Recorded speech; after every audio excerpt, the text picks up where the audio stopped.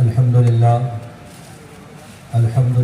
رب العالمین والعاقبۃ للمتقین والصلاة والسلام علی اشرف الانبیاء خاتم النبیین سید المرسلین شفیع المذنبین انیس الغریبین رحمۃ للعالمین وعلى آلہ واصحابہ الطاہرین المطہرین الہادین المہدیین اما بعد فاعوذ باللہ من الشیطان الرجیم بسم اللہ الرحمن الرحیم ان الدین عند اللہ الاسلام آمنت باللہ صدق اللہ مولانا العلی العظیم وصدق رسولہ النبی الکریم الامین وَنَحْنُ عَلَى ذَلِكَ لَمِنَ الشَّاهِدِينَ وَالشَّاكِرِينَ وَالْحَمْدُ لِلَّهِ رَبِّ الْعَالَمِينَ۔ حضرات اہل سنت، السلام علیکم ورحمۃ اللہ وبرکاتہ۔ آئیے آپ اور ہم حضور پرنور شافع یوم النشور کی مقدس اور عالی بارگاہ میں عقیدت و محبت کے ساتھ بآواز بلند درود و سلام کا نذرانہ پیش کرے اور پڑھیں اللہم صلی علی سیدنا و مولانا محمد مبارک وسلم صلاۃ و سلام علیک یا رسول اللہ صلاۃ و سلام علیک یا حبیب اللہ صلی اللہ تعالی علیہ وسلم۔ الحمدللہ آپ اور ہم سب یہاں ایک عظیم دینی محفل عظمت اسلام کانفرنس میں شرکت کر رہے ہیں۔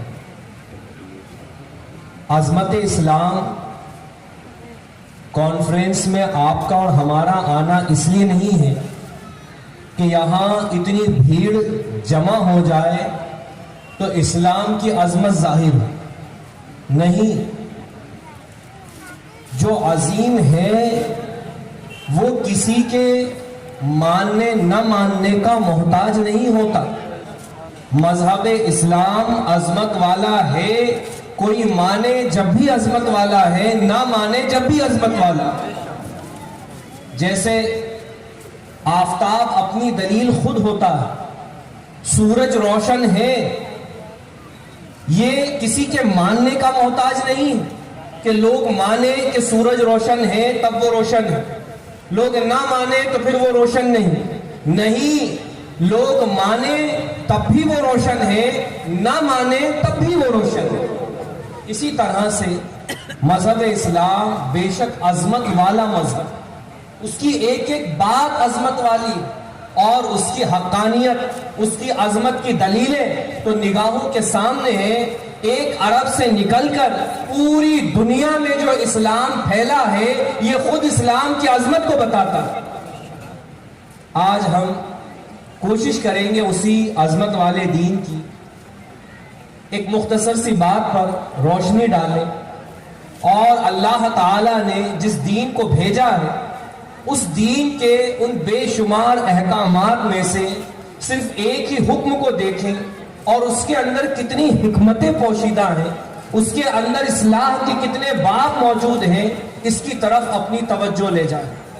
قرآن کریم فرقان مجید کی جس آیت کریمہ کی میں نے تلاوت کی، اللہ تعالی جل شانہ ارشاد فرماتا ہے ان الدین عند اللہ الاسلام، بے شک اللہ کے یہاں اسلام ہی دین۔ اسلام کی تعلیمات بے شمار ہیں، انہی تعلیمات میں سے ایک تعلیم جو اللہ تعالی جل شانہ نے قرآن کریم فرقان مجید سے اپنے بندوں تک پہنچوائی۔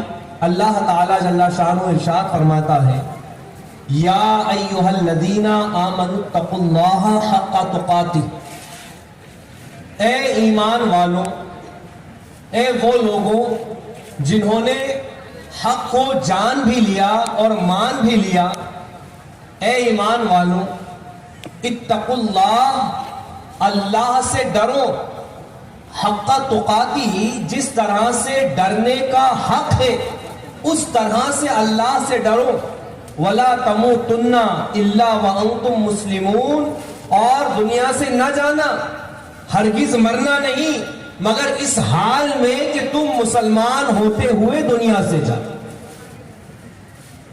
آیت کریمہ کا پہلا جز، یا ایھا الذین آمنوا اتقوا اللہ حق تقاتہ، اے ایمان والو اللہ سے ڈرو۔ یہ قرآن کریم فرقان مجید میں، تعلیمات اسلام میں ایک عظیم اور ایسا اہم حکم ہے کہ اگر اسی کی گہرائی میں جایا جائے تو دنیا میں جو بد امنی ہے، لوگوں میں جو فساد ہے، مذہب اسلام اپنے ماننے والوں کو اگر اس ایک آیت کریمہ کے ضمن میں ہم دیکھیں تو یوں سمیٹ دیتا ہے کہ سارے جرائم کا سد باب صرف اور صرف اللہ سے ڈر جانے میں موجود ہے۔ قرآن فرماتا ہے یا ایھا الذین آمنوا اتقوا اللہ، اے لوگوں اللہ سے ڈرو۔ کتنا ڈریں، کب ڈریں، کس کس وقت ڈریں؟ تو اسی قرآن کریم فرقان مجید نے جس کی بعض آیتیں بعض کی تفسیر کرتی ہیں، خلاصہ پیش کرتی ہیں، ارشاد فرمایا مستطعتم، جتنا تم سے ہو سکتا ہے اتنا اللہ سے ڈرو۔ مفسرین نے تفسیر میں فرمایا اتقوا اللہ کا کیا معنی، اللہ سے ڈرنے کے کیا معنی؟ تو ایک تو بتا دیا کہ کتنا ڈریں، تو جتنا تمہاری سکت ہے، ہر موقع پر تم خوف خدا رکھو۔ اور ڈرنے کا مطلب کیا ہے؟ تو مفسرین نے فرمایا کہ تم معاصی کو ترک کرو، گناہوں کو چھوڑو، ہر موڑ پر اسلام کے اس حکم کو پیش نظر رکھو کہ اللہ تعالیٰ دیکھ بھی رہا ہے اور سن بھی رہا ہے۔ جب بندہ اسلام کا ماننے والا صرف اس ایک ہی تصور کو اپنے دل دماغ میں بسا لے تو تمام کے تمام جرائم کا سد باب ہو جائے۔ پھر تعلیمات اسلام کو دیکھو، پروردگار عالم جل شانہ نے جو دین بھیجا اس کے ذریعے انسان کو بتا دیا کہ تیری زندگی کے 3 لمحے، تیری زندگی کے 3 موڑ ہیں، 3 طرح سے تیری زندگی ہے۔ ایک کو بتایا یہ دنیاوی زندگی جس میں ہم جی رہے ہیں، اسلام نے آگے کی منزل بتائی، دوسری تیری قبر کی زندگی، تیسری منزل بتائی آخرت کی زندگی۔ اور مذاہب تو دنیا تک کہہ کر رہ جاتے ہیں، دنیا کی فلاح و بہبودی حاصل کرنے کے لیے، عیش و عشرت کی زندگی گزارنے کے لیے سینکڑوں طرح کے ہیلے اور اسباب پیش کرتے ہیں، مگر مذہب اسلام صرف اس دنیاوی فانی زندگی نہیں بلکہ قبر کی زندگی کی بھی بات کرتا ہے، حشر کی زندگی کی بھی بات کرتا ہے، اور ایک بندے کو بتا دیا جاتا ہے کہ تیری زندگی کے 3 موڑ ہیں، 3 لمحے ہیں، ایک جو دنیا میں تو ہے یہ، دوسرا قبر میں جائے گا وہ، اور تیسرا حشر میں جائے گا وہ، اور تفصیل سے بتا دیا کہ سب سے لمبی مدت، بلکہ اگر ایام آخرت کے اعتبار سے دیکھا جائے تو غیر متناہی نہ ختم ہونے والی زندگی آخرت کی زندگی۔ پھر اس سے کم متناہی میں دیکھا جائے تو قبر کی زندگی۔ آج سے 200 سال پہلے اگر کسی کا انتقال ہوا اور اس دنیا کے لوگوں نے جب اسے درگور کر دیا، دفنا دیا، تو وہ مکمل 200 سالوں سے کہاں ہے؟ قبر۔ تو اگر وہ جیا 60 سال، 70 سال، 80، حد ہو گیا 90، یہ اس کی دنیاوی زندگی۔ اب اگر 200 سال پہلے انتقال ہوا تو وہ 200 سالوں سے کہاں ہے؟ اگر 300 سال پہلے انتقال ہوا تو ان 300 سالوں سے وہ کہاں ہے؟ اور آئندہ اگر قیامت 400 سال کے بعد آتی ہے تو آنے والے 400 سال بھی وہ کہاں رہے؟ تو فرمایا آخرت کی زندگی تو غیر متناہی ہے، نہ ختم ہونے والی۔ قبر کی زندگی اگر حیات کی زندگی سے مقابلہ کر کے دیکھی جائے، تول کر اور توازن کر کے دیکھی جائے، تو قبر کی زندگی بھی دنیا کی زندگی سے بہت طویل ہے۔ سب سے مختصر یہ جو حیات، یہ جسم میں روح موجود ہے، اسلام فرماتا ہے یہ زندگی تمہاری مختصر، اور اس حشر کی تیاری، اس قبر کی تیاری اور اس دنیا کی فلاح، ان تینوں کے لیے جو تمہیں موقع میسر آیا ہے وہ صرف اور صرف یہ دنیاوی زندگی۔ اسی لیے جب ہم ہر جمعہ خطبہ پڑھتے بارہا اس کلمے کو خطیب اپنے خطبے میں دہراتا ہے، الگ الگ خطبوں میں اس کا تذکرہ کیا جاتا ہے، فَإِنَّ زَادَكُمْ قَلِيلٌ قَلِيلٌ، وَسَبِيلُكُمْ طَوِيلٌ طَوِيلٌ فَتُوبُوا إِلَى اللَّهِ التَّوَّابِ. اس کا کیا معنی ہوتا؟ فَإِنَّ زَادَكُمْ قَلِيلٌ قَلِيلٌ. تمہیں ایک ایسے سفر پہ جانا ہے. آج اگر دنیا میں ایک جگہ سے دوسری جگہ جانا ہو, بندے کو معلوم ہو کہ 2 دن رکنا ہے, تو 2 دن کے اعتبار سے وہ اپنا بیگ پیک کرے گا. معلوم ہو جائے کہ 10 دن رکنا ہے, 10 دن کے اعتبار سے پہننے اوڑھنے کا سامان کرے گا. معلوم ہو جائے مہینہ بھر رکنا ہے, موسم میں سردی بھی آ سکتی ہے, بارش سے بھی سامنا ہو سکتا ہے, وہ اس اعتبار سے اپنا زاد راہ تیار کرے گا, اس اعتبار سے بیگ تیار کرے گا, اپنے اسباب لے گا کہ اگر اچانک سردی کا سامنا آیا تو میں اس کے لیے بھی انتظام لے کر چلوں, گرمی کا سامنا آیا اس کے لیے بھی انتظام لے کر چلوں, بارش کا موقع آ گیا اس سے بھی اپنے آپ کو بچا کر چلوں. تو جتنا سفر کرنا ہے اس اعتبار سے تیاری کرتا ہے. خطبہ جمعہ میں جو ہم سنتے ہیں فَإِنَّ زَادَكُمْ قَلِيلٌ قَلِيلٌ, کہ اگر تم پوری عمر بھی تیاری کرتے رہو تب بھی قبر کے مقابلے میں دنیاوی زندگی تھوڑی. کتنا اسباب اور سامان تیار کرو گے, اور تمہاری منزل صرف قبر نہیں ہے, وہ تو ایک اسٹیپ ہے. اس کے بعد جب حشر میں اٹھائے جاؤ گے تو تنہا 50,000 سال کا تو ایک ہی دن ہوگا. اس کے بعد اب جس طرح کا فیصلہ ہوگا, جنت کی راہ تو جنت کی راہ, دوزخ کی راہ تو دوزخ کی راہ. ایمان پر خاتمہ ہوا بھی اور اس کے بعد بھی میدان محشر کے بعد اگر جلنے کی سزا سنائی گئی تو اللہ جانے کتنی مدت تک وہاں رہنا. فرمایا فَإِنَّ زَادَكُمْ قَلِيلٌ قَلِيلٌ وَسَبِيلُكُمْ طَوِيلٌ طَوِيلٌ. تم 3 دن کے لیے 3 دن کا سامان کر سکتے ہو. اگر 60 سال کی زندگی میں آئندہ 60 ہی سال رہنا ہو تو ہر دن کی تیاری تمہاری اس کے برابر ہو جائے. مگر قبر کے ایام صدیاں, حشر کے ایام صرف میدان محشر 50,000 سال, اور اس کے بعد تو غیر متناہی ایام. اور اس تمام سفر کی تیاری کے لیے جو موقع ملا ہے وہ یہی دنیاوی زندگی. فرمایا فَإِنَّ زَادَكُمْ قَلِيلٌ قَلِيلٌ.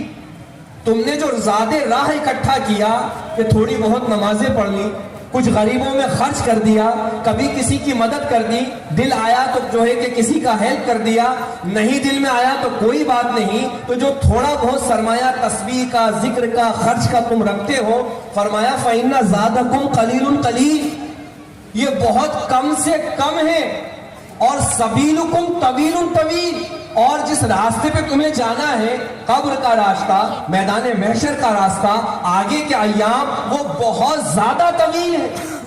تو بندہ کیا عقل نہیں رکھتا کہ وہاں دنیاوی سفر کے لیے جانتا تھا گرمی پیش آ سکتی ہے, سردی پیش آ سکتی ہے, بارش سے سامنا ہو سکتا ہے, ہر طرح کا زاد راہ تیار رکھتا ہے. تو کیا تمہیں تمہارے نبی نے یہ نہیں بتا دیا کہ قبر کے اندر اندھیری بھی ہوگی, قبر دبائے گی بھی, پسلیاں ادھر کی ادھر کر دے گی, قبر کے اندر عذاب دینے والے بڑے بڑے گرز لے کر بھی پہنچیں گے. کیا تمہارے نبی نے تمہیں سب سے آگاہ نہیں کر دیا کہ وہاں سانپ بچھوؤں سے بھی سامنا ہوگا؟ تو سفر تو تمہارا ہے, قبر بھی. وہاں قبر کی تنگی کو دور کرنے کے لیے کیا کیا, اس کے اندھیرے کو دور کرنے کے لیے کیا کیا, اس سفر میں تمہیں مصیبت نہ پہنچے اس کے لیے کیا کیا. اور یہ تو صرف قبر کی بات ہے. پھر وہ میدان محشر, اللہ تیری پناہ, 50,000 سال کا دن, سورج سوا نیزے پر, زمین تانبے کی, کاٹے نہیں کٹے گا. تو سفر تو کتنا طویل ہے مسلمان کا. سبیلکم طویل طویل اور زاد راہ قلیل قلیل. بندہ کیا کرے؟ تو قربان جائیں پروردگار عالم جل شانہ نے کتنا بڑا باب ہمارے لیے وسیع کیا. فَتُوبُوا إِلَى اللَّهِ التَّوَّابِ, بہت توبہ کرنے والے رب کی بارگاہ میں کثرت سے گڑ گڑاؤ, توبہ کرو, اپنے گناہوں کی معافی چاہو. مسلمانوں, اللہ تعالی جل شانہ جو قرآن کریم میں فرماتا ہے یا ایھا الذین آمنوا اتقوا اللہ حق تقاتہ, اللہ سے ڈرو جیسا ڈرنے کا حکم ہے. اس ڈرنے سے مراد مفسرین نے بتایا معاصی سے, گناہوں سے اپنے آپ کو روکو. اس روکنے میں تمہیں سب سے بڑا جو مددگار ہے وہ اللہ جل شانہ کا یہ ارشاد انہ هو السمیع البصیر، بے شک اللہ تعالیٰ سن بھی رہا ہے کہ تم کیا کہہ رہے ہو، لوگ سنے نہ سنے، اور اللہ دیکھ بھی رہا ہے کہ تم کیا کر رہے ہو، لوگ دیکھیں نہ دیکھیں۔ اگر اسلام کی اس عظمت بھری مبارک تعلیمات میں سے اس ایک تعلیم کو بھی بوڑھے جوان اپنا لیں، بلکہ اپنے بچوں میں پیوست کر دیں، پھر آپ دیکھیں کیسے مسلمانوں کی دنیا بھی سنورتی ہے، کیسے آخرت بھی سنورتی ہے۔ آج جرم جب بندہ کرتا ہے، برائی جب کرتا ہے، تو وہ صرف یہ سوچتا ہے کہ میں حکومت کی نگاہ سے بچ جاؤں، لوگوں کی نگاہ سے بچ جاؤں، کوئی مجھے دیکھے نہ، جو ثبوت بنتے ہوں وہ سارے ثبوت مٹا دوں، اس کے بعد کون روکنے والا ہے، اس کے بعد کون کہنے والا ہے۔ مگر مذہب اسلام کے عقائد میں، اسلام کی تعلیمات میں ایک مسلمان کے لیے عقیدہ لازم قرار دے دیا گیا کہ تو چاہے جہاں چلا جا، اللہ جل شانہ کی قدرت سے جانا تو دور کی بات، تو اس کی بنائی ہوئی مخلوق آسمان سے بھی باہر نہیں نکل سکتا۔ وہ ہوائی جہاز کے سفر کر لے، دریاؤں کے سفر کر لے، صحراؤں کے سفر کر لے، تو اس کے بنائے ہوئے سائبان سے باہر نہیں نکل سکتا، تو وہ ایسا بصیر ہے تو اس کی نگاہ قدرت سے کہاں باہر جائے گا۔ جب یہ تعلیمات بچوں میں ڈالی جائے اور اس کا جلوہ دل میں چمکنے لگے تو پھر معاملات یوں رونما ہوتے ہیں جسے بارگاہ اعلیٰ حضرت سے سمجھے۔ آپ کے بچپن کا زمانہ ہے، پورا گھر اسلامی تعلیمات سے بھرا ہوا ہے، آپ ایام روزہ میں روزہ رکھ لیتے، جب دن چڑھا، گرمی نے شدت پکڑی، آپ کے والد بزرگوار امام اہل سنت اعلیٰ حضرت کو بچپن کے زمانے میں ایک کمرے میں لے کر گئے، اندر سے کنڈی بند کر لی اور فیرینی کی ایک پیالی آپ کے سامنے کی، کہا ابا میرا روزہ ہے۔ انہوں نے کہا ہاں بچوں کا روزہ ایسے ہی ہوتا ہے، ہمارے یہاں دیکھتے ہیں نا بچے روزہ رکھتے ہیں، ایک داڑھ کا رکھا، بچہ بھی اٹھتا ہے سحری میں روزہ رکھ لیا، بعد میں کھاتے پیتے۔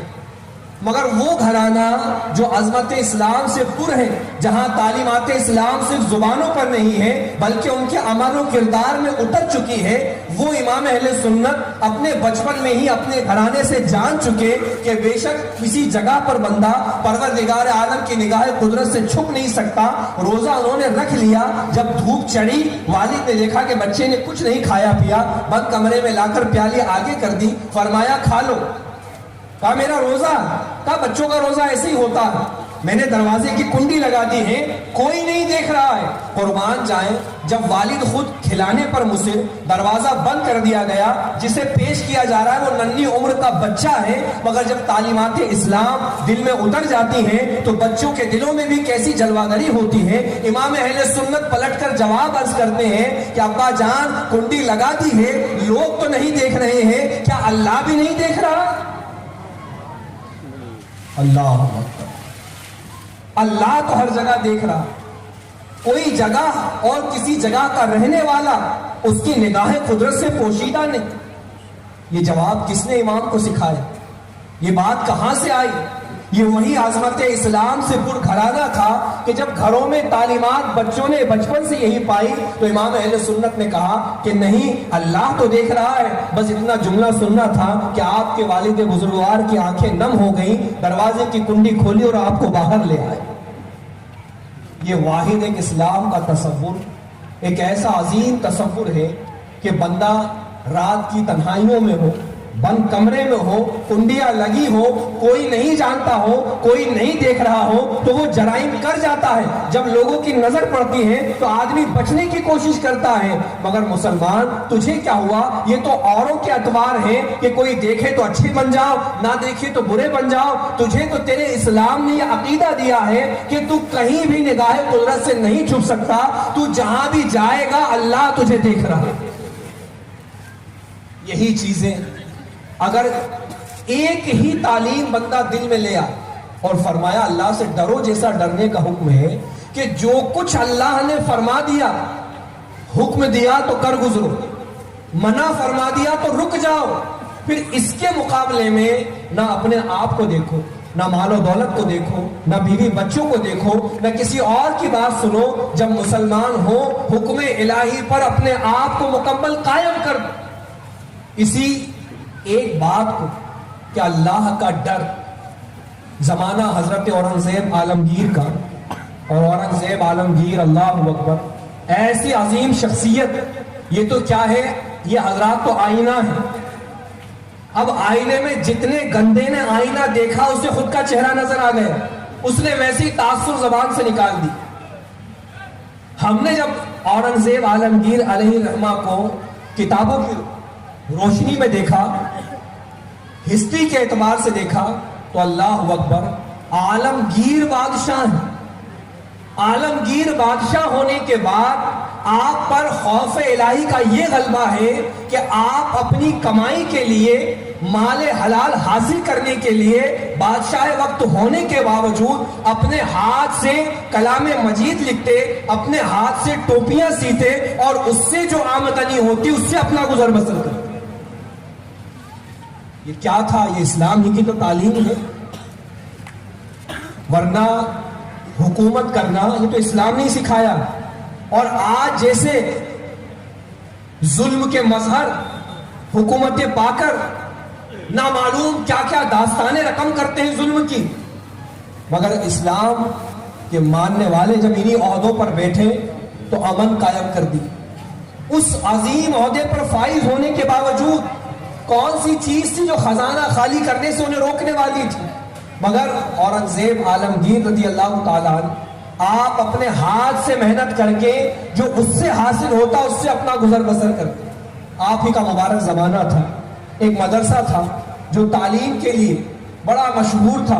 وہاں کے طلبہ بڑے شرع کے پابند تھے، اللہ سے ڈرنے والے تھے. اسی زمانے میں ایک باغ میں، حضوری باغ جس کا نام کتابوں میں آتا ہے، اس باغ کے پیچھے کے حصے میں کمرے بنے تھے طلبہ. اور بادشاہ کے گھرانے کی خواتین سال میں ایک مقررہ وقت میں اس باغ میں تفریح کے لیے آیا کرتے. ایک سال میں ایسا ہوا، وہ دن آ گیا، طلبہ سے اس مدرسے کو خالی کرایا گیا، باغ کا پورا صحن خالی ہے، خواتین اس میں داخل ہوئیں، اجالے سے لے کر سیر و تفریح کرتی رہی. جب واپسی کا وقت آیا، کچھ اندھیرا ہوا، تو اس بادشاہ کے گھر کی شہزادیوں میں سے ایک نے موقع پایا کہ چلو یہاں پر بھی کچھ اللہ کی عبادت کر لی جائے، یہاں بھی کم سے کم کچھ رکعت نفل نمازیں پڑھ لی جائیں، تاکہ یہ جگہ بھی ہمارے ذکر کی گواہ ہو جائے. مسلم خواتین کو بھی یہ لمحہ فکریہ ہے کہ وہ مقام تو تھا گھومنے کے لیے، سال میں ایک مرتبہ موقع ملا تھا گھومنے کا، مگر جن اللہ کی بندیوں کے دلوں میں اللہ جل شانہ کے دین کی عظمت اتر جاتی ہے، وہ اس باغ میں جا کر بھی اپنے دل میں یہی خیال لاتی ہے کہ کیوں نہ اس مقام کو بھی اپنی عبادت کا گواہ بنا لیا جائے. انہوں نے خادمہ کو بغل میں کھڑا کر کے نماز کی نیت باندھی. خادمہ کو تو گھومنے کا شوق تھا، اس نے کہا نماز پڑھ رہی تب تک میں ذرا اور ٹہل لوں. بس اچانک واپسی کا نکارہ بج گیا، یہ اپنی نماز میں مشغول. خادمہ بھی اس قافلے میں ہو گئی اور اس نے گمان کیا کہ میری آقا زادی یہ بھی شامل ہو گئی ہو. خواتین کا قافلہ جب باہر نکلا، اب طلبہ کو اجازت ملی اندر چلے جائے، طالب علم اس میں داخل ہو گئے. جب یہ مکمل اطمینان کے ساتھ نماز سے فارغ ہوئی اور سلام پھیر کر دیکھا، اب کیا اس کی نظر پڑتی ہے کہ ساتھ والے سب لوگ جا چکے، اب کوئی بھی نہیں ہے. باہر نکلی تو کیا دیکھا، چراغ کی روشنی میں ایک طالب علم کتاب کا مطالعہ کر رہا. شام کا وقت تھا، سردی پڑنے لگی، اور بادشاہ گھرانے کی خاتون تھی، مزاج میں نرمی تھی، ٹھنڈ سے وہ کپکپانے لگی. اس طالب علم کی اچانک نظر پڑی، اس نے اپنے لحاف کی طرف اشارہ کیا، کمرے کی طرف اشارہ کیا کہ اندر چلی جا. اس نے اندر سے جا کر دروازہ اٹکا لیا، لحاف کو اوڑھ لیا. یہ طالب علم باہر مطالعہ کر رہا. مطالعہ کرتے کرتے ایک عام سی بات ہے، کوئی یہ نہ سمجھے کہ ہمیں ہی شیطان بہکاتا ہے. شیطان کس پر کوشش نہیں کرتا، اولیاء اللہ تک کو تو ورگلانے سے وہ باز نہیں رہتا، تو عام آدمی کو کب چھوڑے گا. وہ طالب علم مطالعہ کرتا ہے، اچانک اس کے دل میں شیطان وسوسہ ڈالتا ہے، ذرا دیکھ تو صحیح، ایک حسین و جمیل لڑکی تیرے یہاں بند کمرے میں ہے اور تو یہاں بیٹھ کر مطالعہ کر رہا ہے. بس دل میں خیال کا گزرنا تھا. یہیں پر موقع آتا ہے تعلیمات اسلام کے اثر کا، اور کتنی بندے کے دل میں اتری. خیال تو آیا، اور موقع بھی ایسا کہ کون روکنے والا، بند کمرہ ہے، کوئی روکنے والا نہیں، مگر اس کو اللہ یاد آتا، تعلیمات اسلام یاد آ گئی، میرے رب کا فرمان ہے آگ میں جلایا جاؤں گا، دل میں خود سے اس نے جنگ کی، مجاہدہ کیا۔ آج جو لوگ جہاد کا مطلب نہیں سمجھتے نا، اور جو ظالموں نے اور جاہلوں نے جہاد کو بتایا، مسلمان بھی اسی کو سمجھنے لگے۔ ارے جہاد کیا ہے؟ صرف تلوار کا لڑنا نہیں ہے۔ نبی کونین صلی اللہ علیہ وسلم تو میدان جنگ سے واپس آتے ہوئے اپنے اصحاب سے فرماتے ہیں، رجعنا من جہاد الاصغر الی جہاد الاکبر، ارے ہم چھوٹے جہاد سے بڑے جہاد کی طرف آ رہے۔ تم کہاں ظالموں سے دین سیکھنے چلے جو دنیا کو یہ تاثر دیتے ہیں کہ اسلام میں جہاد تلوار اٹھانا، لڑائی کرنا ہے؟ تو یہاں تو عالم یہ ہے جناب کہ بانی اسلام لڑائی سے فارغ ہو کر جو حضرات باحیات بچے ہیں ان کے جسموں کے ساتھ گھروں کی طرف پلٹ رہے ہیں، اور حضور فرما رہے ہیں جہاں تھے وہ چھوٹا جہاد تھا، جہاں جا رہے ہیں وہ بڑا جہاد۔ پوچھے ان عقل کے اندھوں سے کہ میاں جہاد کو تو آپ نے فکس کر دیا لڑائی کے ساتھ، تو یہ تو میدان جنگ سے واپس آیا جا رہا ہے، فتح تو ہو چکی، اب کون سی جنگ کے لیے جا رہے ہیں؟ بلکہ جنگ بھی کیا حضور نے فرمایا، وہ چھوٹا تھا جہاد، اور جہاں جا رہے ہیں یہ بڑا ہے جہاد۔ کیوں؟ علماء نے فرمایا کہ وہاں تو پل بھر میں موت اور زندگی کا فیصلہ ہو جاتا ہے، ایک پل میں ادھر یا ادھر ہو جاتا ہے، مگر جب ہم واپس پلٹیں گے ہر وقت ہمیں اپنے نفس سے لڑنا، ہر وقت نفس سے ہمیں جہاد کرنا۔ تو اسلام میں جہاد کا معنی جد و جہد کرنے کے۔ اب وہ جد و جہد میدان میں کی جائے یا جد و جہد اپنے نفس سے کی جائے، تو وہ تنہا طالب علم، کوئی فوج اس کے سامنے نہیں، کوئی اسلحہ اس کے پاس نہیں، اور بیٹھ کر وہ جہاد کر رہا۔ کیا جہاد کر رہا؟ نفس کہہ رہا ہے دیکھ ادھر، دل ادھر مائل ہو رہا ہے، یہ کہہ رہا ہے رب کا فرمان ہے، میرے رب سے کچھ بھی نہیں چھپا ہے، یہ جہاد کر رہا۔ جب نفس نے اور ابھارا تو دل میں دین کی، اسلام کی تعلیمات کو لایا۔ جیسے آپ بیان سنتے ہو، اس نے بھی بیان سنے پڑے تھے کہ جو بدنگاہی کرے گا اللہ اسے عذاب میں جلائے گا۔ فرمایا جب آخرت میں جلنے جیسی حرکت کرنے کے خیال آ رہے ہیں، ذرا دنیا میں ہی اپنے آپ کو آزمان۔ اس جلتے ہوئے چراغ میں اس نے اپنی انگلی رکھی، انگلی نے جلنا شروع کی۔ اندر اس لڑکی کو بھی ٹھنڈ سے کچھ قرار آ گیا، اور وہ بھی جانتی کہ اکیلی ذات ہو، دروازے سے وہ بھی جھانک کر دیکھ رہی تھی۔ کیا دیکھا کہ طالب علم پڑھتے پڑھتے انگلی چراغ پر رکھ دے رہا، انگلی نے جلنا شروع کی۔ آپ اندازہ کریں شہوت کی کتنی شدت ابھر چکی ہوگی، شیطان کا وسوسہ کتنی گہرائی سے دل میں گھر کر چکا ہوگا کہ انگلی جلتی جا رہی اور خیال نہیں نکل رہا، حتیٰ کہ پوری انگلی جل گئی اس کی۔ اب ایک دم اس کو تلملاہٹ ہوئی، اس نے ہاتھ کو ہٹایا، پھر مطالعے میں مشغول ہوئی۔ تھوڑی دیر نہیں گزری، ادھر کچھ آرام ہوا، شیطان نے پھر وسوسہ ڈالا۔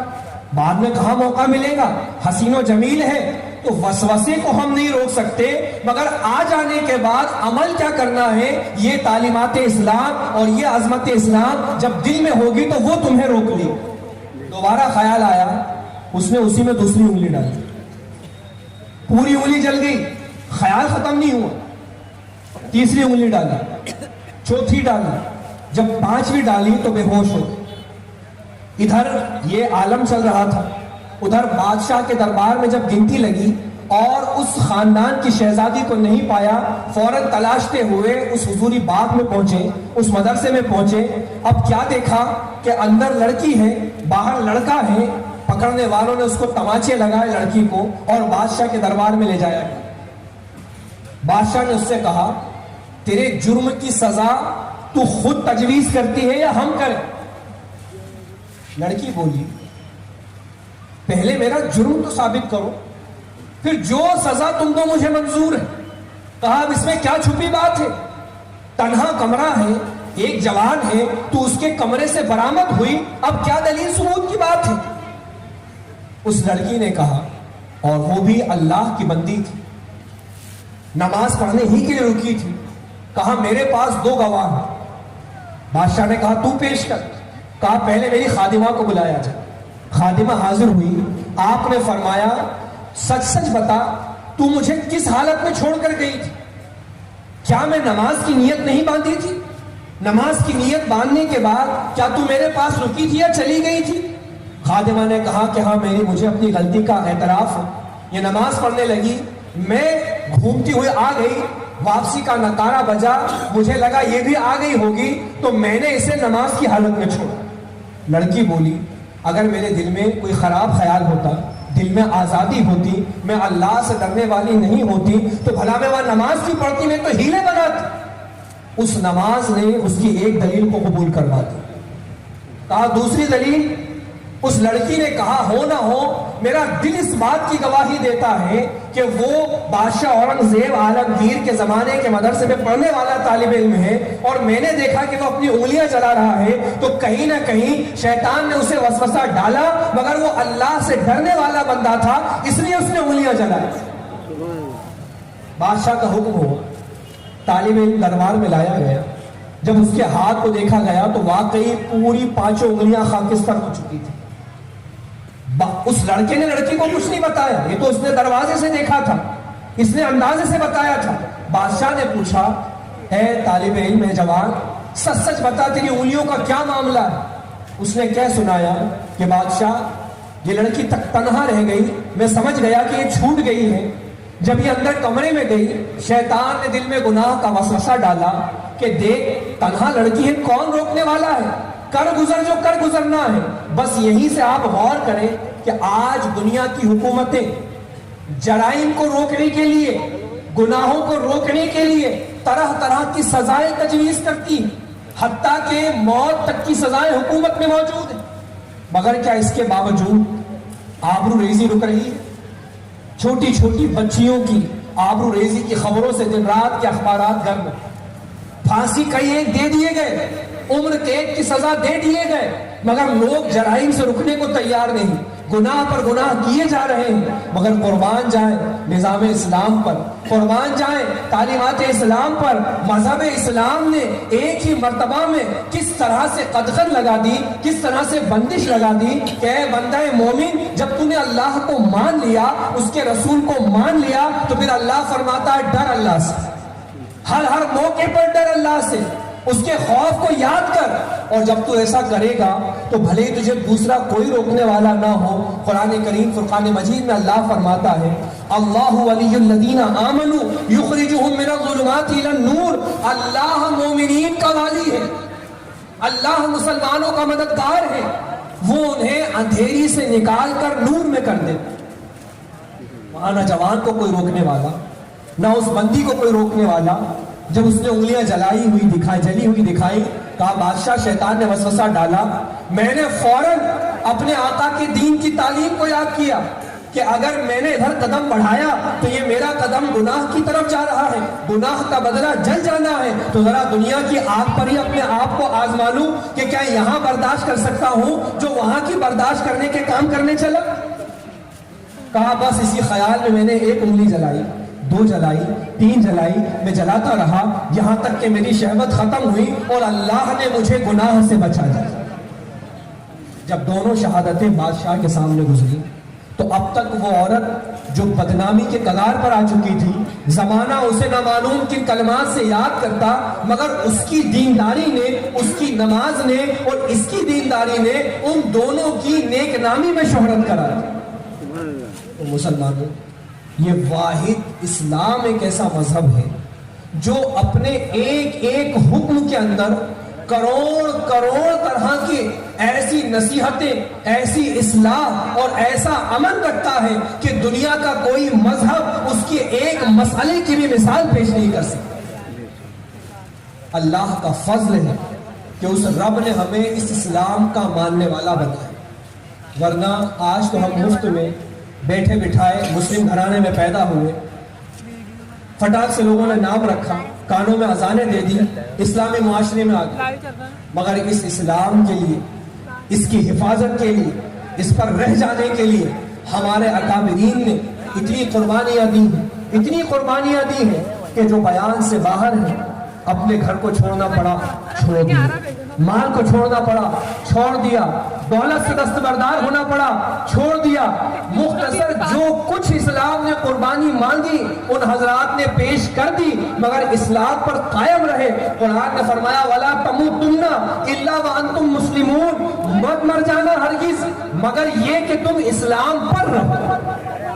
کوشش کرو کہ دنیا میں زندہ رہو تو اسلام پر رہو، دنیا سے جاؤ تو اسلام پر جاؤ، مت مرنا مگر اسلام پر. اس کا مطلب یہ ہے کہ اسلام پر عمل کرتے رہو، پیغام احکام خداوندی پر عمل کرتے رہو، تاکہ اگر اسی پر رہتے